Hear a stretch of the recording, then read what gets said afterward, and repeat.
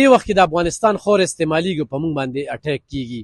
الحمدلله زموږ فوج له موتوړ جواب ورکړي. دې موتوړ جواب ته څنګه ګورې او څه پیغام به ورکوي؟ مونږ خو دا دغه ورکوو چې افغانستان خاوره دا هم زمونږه لکه وروڼه دي، مسلمانان دي، مونږ هم د دې خاورې یو. پاکستان او دا وروڼه دي، نو تجارتي لحاظ سره هر څه سره که نه، خو چې دوی دا کوم د نن سبا زمونږ د ملک کې کومې دهشتګردۍ راځي او کوم حساب کتاب دی حملې دي که نه، دا زمونږ د افغانستان د اړخه کېږي.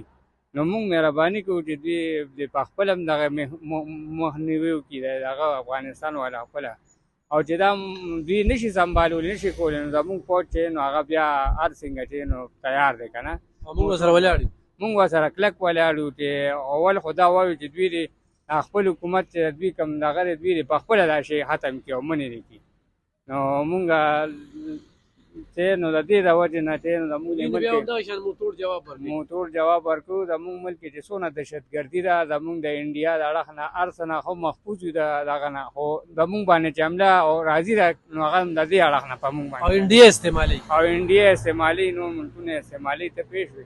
نو مهرباني دا ده موږ د دغه ته هم وایو افغانستان حکومت نه هم دا هیله لرو چې دوی د خپله دغه محفوظ کړي دغه ځای کې چې دهشتګردي ختمه کړي. دا ده چې کله د ملک خبره راشي نو بیا سیاست په ته کوم اړخ ته دی؟ خپله د پی ټي آی سیاست په چېرته دی؟ یاره جي چې کله د ملک خبره راشي نو بیا نه دي پکار چې لکه موږ د پاټو خبرې وکړو یا د پاټو سره موږ وایو چې یاره موږ دې پارټۍ کې یو هغه پارټۍ کې یو، بیا موږ له خپل ملک سره ودرېدل پکار دي. ځکه چې موږ څونه مینه د بار ملکونو له ورکوو چې هغسې مطابق بیا موږ ته میلو شي، او هغې باوجود موږ له دمکیانو هغه نه راکړی کېږي چې د هغې موږ مخنیوي وکړو او موږ په خپل ملک باندې کلک ودرېږو. موږ خپل پوځ سره کلک ولاړ یو. بلکل جي موږ خپل پوځ سره کلک ولاړ یو. ګرانو کتونکو دغه رور چې پی ټي آی له ووټ ورکړی دی، خو چې کله د ملک خبره راشي نو بیا خپل ملک سره ولاړ یو، خپل پوځ سره ولاړ یو. په دې کې بیا سیاست چې کوم دی نو هغه بیا د سره نشته. دغه رور دی ما ته پته ده چې دې د حکومت ښه دغه دې وخت کې چې زموږ په ملک باندې څوک حمله کوي نو موږ د خپل ملک سره به ولاړو که نه خلکو سره به ودرېږو؟ چې موږ خپل ملک سره ولاړو. دې وخت کې د افغانستان خور انډیا استعمالي او بار بار په موږ ټیکونه کوي، څه پیغام ورکوي؟ دې افغانانو له موږ څومره مینه ورکړې ده؟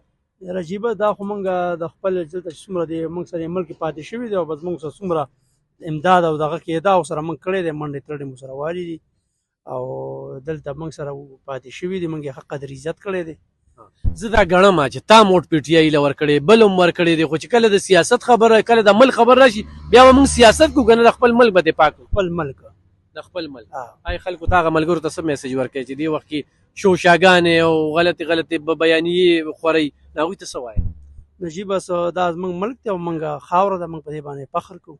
د خپل پوځ سره ولاړ انشاءالله. بالکل ډېره زیاته مننه. ګرانو کتونکو دغه سروې وه، اکثریت خلکه چې کوم دی نو دلته کې دا ده چې دلته کې 4 پنځه امپیګان او 2 امنګان د دغه ضلعې نه چې کوم دی د پی ټي آی دي.